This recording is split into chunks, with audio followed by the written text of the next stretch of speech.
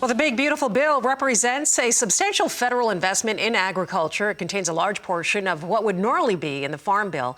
Well, in this week's Champions of Rural America, we review its impact for the farm safety net. Congressional Western Caucus Chairman Doug LaMalfa of California joins us from his operation for an update. Congressman, thank you so much for being here.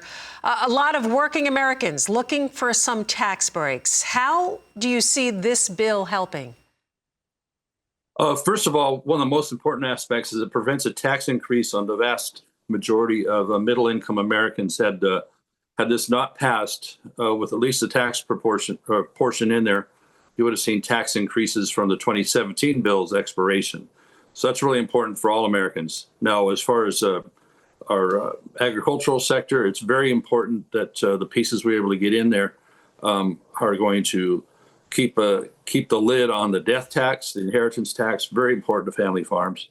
And then the other pieces we were able to get in that were pending in the Farm Bill that we've had difficulty getting through this political mess we've been in lately.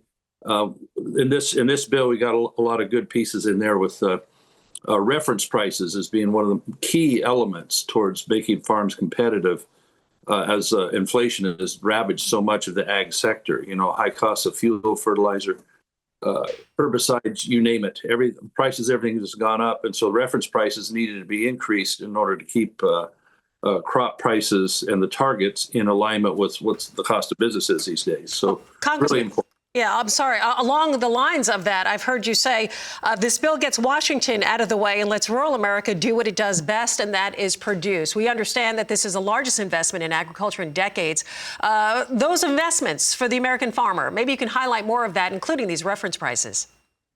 The reference prices, as I mentioned, crop insurance is extremely important for farmers as well. And having that safety net continue to be strong, and then expanded more of our specialty crops. We have many of those in California, as you know. In California, it seems to be the source of so much of the specialty crops that the whole country uses. I frequently talk about how much, like 90+% of at least 25 different crops are grown in California. That if they don't have crop insurance, like let's say the walnut industry went through a really bad way a couple of years ago, others as well. And also, we're having this big problem here with indemnity for livestock. We're having wolves that the government is introducing in Northern California. They're doing it in Colorado and other places, too, that are ravaging livestock as well as the wildlife. So the indemnity program has been improved so that 100% of fair market would be available to those that lose livestock to this wolf thing. But the bigger issue is this wolf introduction is a bigger problem, and no indemnity program really should be required. We should not be introducing wolves to these areas. And very importantly, trade as well. Now we're working to have agricultural products be much more respected in the trade interactions we have with other nations. So like around at least 25% of what America grows is exported.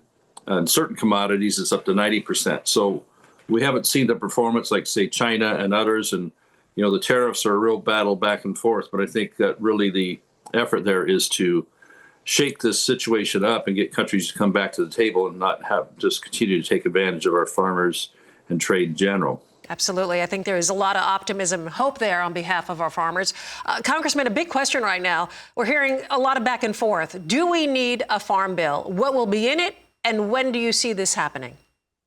I'm talking with our chairman often, G.T. Thompson, who's done a stellar job of shepherding this. It's sad that some politics has affected things in the Ag Committee on getting it done. So we have the what you call the skinny portion of the Farm Bill still to take up.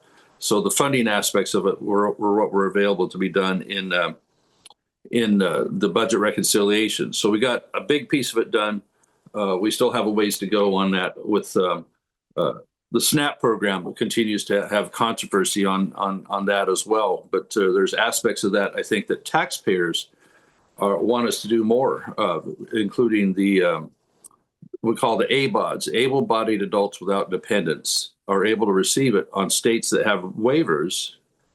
California waives the whole state. It waives all 58 counties. And so that means the waiver means you can be on the SNAP program for longer than 90 days, even as an able-bodied adult without dependents. And so these are the things we've been trying to narrow a little bit because this costs taxpayers, all taxpayers, for this. And there's people that need to be in the SNAP program to get through a hard time, you know, single mom, whatever it might be, someone taking care of somebody with a disability. But the people that are able-bodied need not be sitting around and taking advantage of a waiver that goes beyond the 90 days that anybody should need to transition. Right, getting So the money that's into very those. important. Yeah, getting the money into the hands of those who need it. Congressman, unfortunately out of time, we do thank you for joining us today from your operation. We appreciate all that you do on behalf of farmers and producers. Thank you again for joining us. Congressional Western Caucus Chairman, Congressman Doug LaMalfa. Again, thank you.